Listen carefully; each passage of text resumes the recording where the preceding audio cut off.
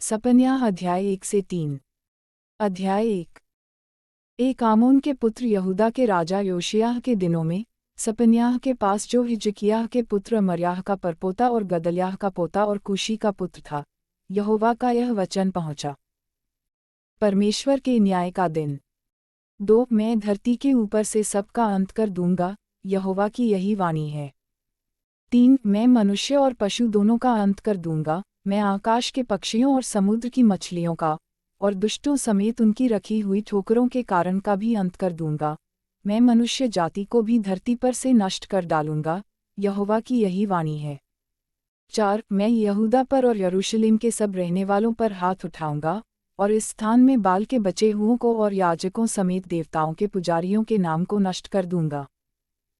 5 जो लोग अपने अपने घर की छत पर आकाश के गण को दंडवत करते हैं और जो लोग दंडवत करते हुए यहोवा की सेवा करने की शपथ खाते और अपने मोलेक की भी शपथ खाते हैं।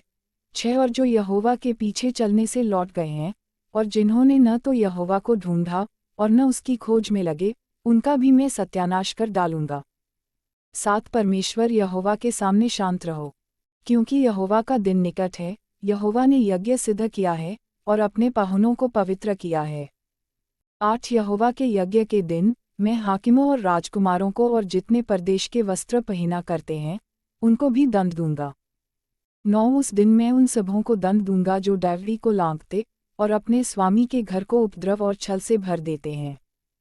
10 यहोवा की यह वाणी है, उस दिन मछली फाटक के पास चिल्लाहट का और नए टोले मिशनाह में हाहाकार का और टीलों पर बड़े धमाके का शब्द होगा। 11 हे मक्तेश के रहने वालों, हाय हाय करो, क्योंकि सब व्यापारी मिट गए, जितने चांदी से लदे थे, उन सब का नाश हो गया है। 12 उस समय मैं दीपक लिए हुए यरूशलेम में ढूंढ ढांढ करूंगा, और जो लोग दाखमधु के तलछट तथा मैल के समान बैठे हुए मन में कहते हैं कि यहोवा न तो भला करेगा और न बुरा, उनको मैं दंड दूंगा। 13 तब उनकी धन संपत्ति लूटी जाएगी और उनके घर उजाड़ होंगे, वे घर तो बनाएंगे परंतु उनमें रहने न पाएंगे, और वे दाख की बारियां लगाएंगे परंतु उनसे दाखमधु न पीने पाएंगे। 14 यहोवा का भयानक दिन निकट है, वह बहुत वेग से समीप चला आता है। यहोवा के दिन का शब्द सुन पड़ता है, वहाँ वीर दुख के मारे चिल्लाता है। 15 वह रोष का दिन होगा, वह संकट और सकेती का दिन, वह उजाड़ और विनाश का दिन, वह अंधेर और घोर अंधकार का दिन, वह बादल और काली घटा का दिन होगा। 16 वह गढ़वाले नगरों और ऊंचे गुम्मटों के विरुद्ध नरसिंगा फूंकने और ललकारने का दिन होगा। 17 मैं मनुष्यों को संकट में डालूंगा और वे अंधों के समान चलेंगे, क्योंकि उन्होंने यहोवा के विरुद्ध पाप किया है। उनका लहू धूलि के समान और उनका मांस विष्ठा के समान फेंक दिया जाएगा। 18 यहोवा के रोष के दिन में न तो चांदी से उनका बचाव होगा और न सोने से, क्योंकि उसके जलन की आग से सारी पृथ्वी भस्म हो जाएगी, वह पृथ्वी के सारे रहने वालों को घबराकर उसका अंत कर डालेगा। अध्याय 2।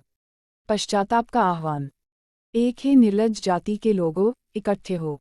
2 इससे पहले कि दंड की आज्ञा पूरी हो और बचाव का दिन भूसी के समान निकले और यहोवा का भड़कता हुआ क्रोध तुम पर आ पड़े और यहोवा के क्रोध का दिन तुम पर आए, तुम इकट्ठे हो।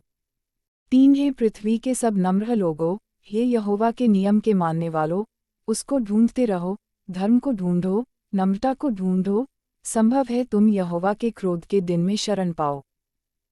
इस्राएल के पड़ोसी राज्यों का पतन।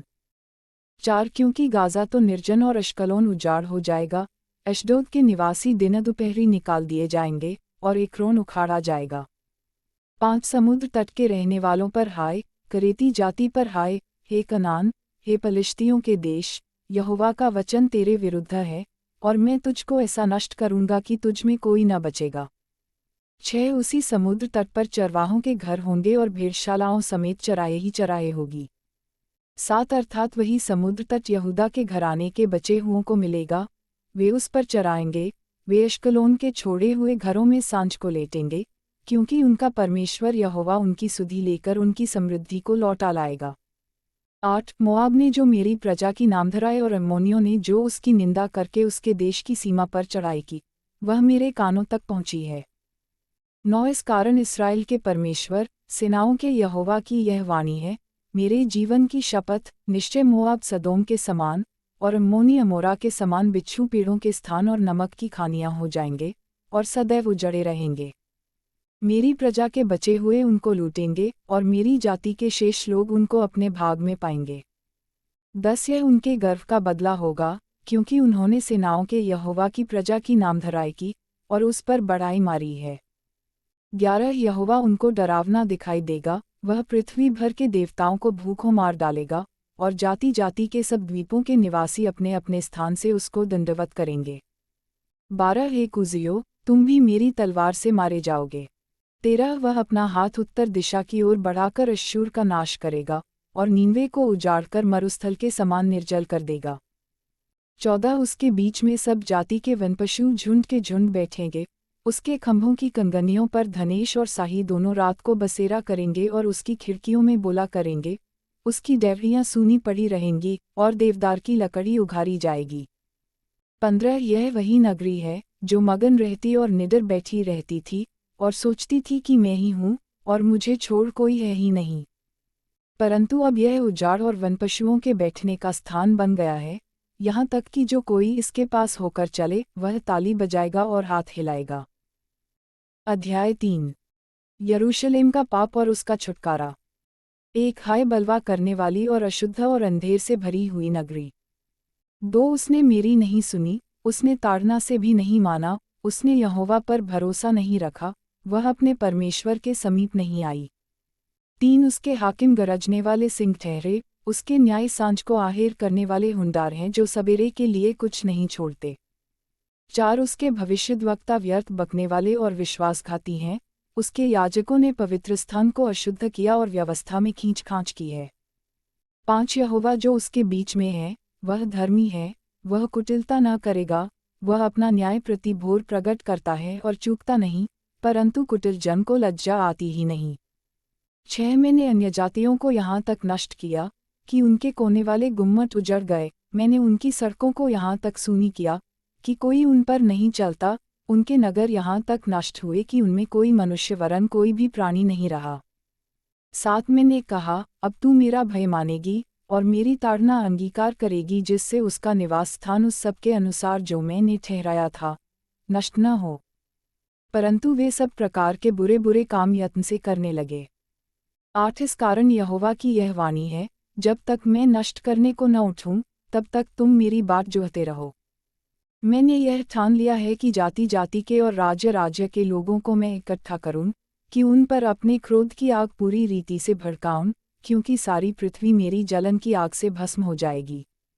9 उस समय मैं देश देश के लोगों से एक नई और शुद्ध भाषा बोलवाऊंगा, कि वे सब के सब यहोवा से प्रार्थना करें और एक मन से कंधे से कंधा मिलाए हुए उसकी सेवा करें।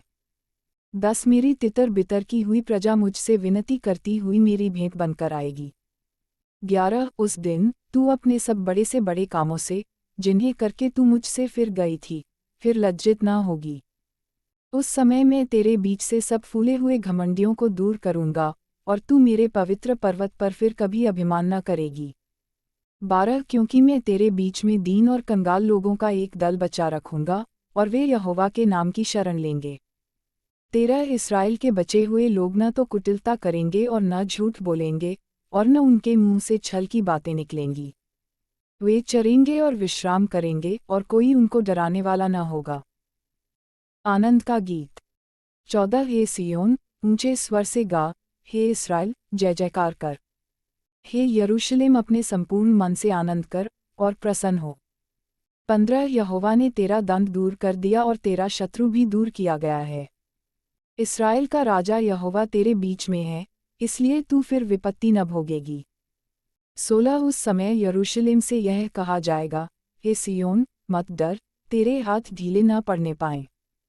17 तेरा परमेश्वर यहोवा तेरे बीच में है, वह उद्धार करने में पराक्रमी है, वह तेरे कारण आनंद से मगन होगा, वह अपने प्रेम के मारे चुपका रहेगा, फिर ऊंचे स्वर से गाता हुआ तेरे कारण मगन होगा। 18 जो लोग नियत पर्वों में सम्मिलित न होने के कारण खेदित रहते हैं, उनको मैं इकट्ठा करूँगा, क्योंकि वे तेरे हैं और उसकी नामधराई उनको बोझ जान पड़ती है। 19 उस समय मैं उन सबों से जो तुझे दुख देते हैं उचित बर्ताव करूंगा। और मैं लिंगड़ों को चंगा करूंगा, और जबरन निकाले हुओं को इकट्ठा करूंगा, और जिनकी लज्जा की चर्चा सारी पृथ्वी पर फैली है, उनकी प्रशंसा और कीर्ति सब कहीं फैलाऊंगा। 20 उसी समय मैं तुम्हें ले जाऊंगा, और उसी समय मैं तुम्हें इकट्ठा करूंगा, और जब मैं तुम्हारे सामने तुम्हारी समृद्धि को लौटा लाऊंगा, तब पृथ्वी की सारी जातियों के बीच में तुम्हारी कीर्ति और प्रशंसा फैला दूंगा। यहोवा का यही वचन है।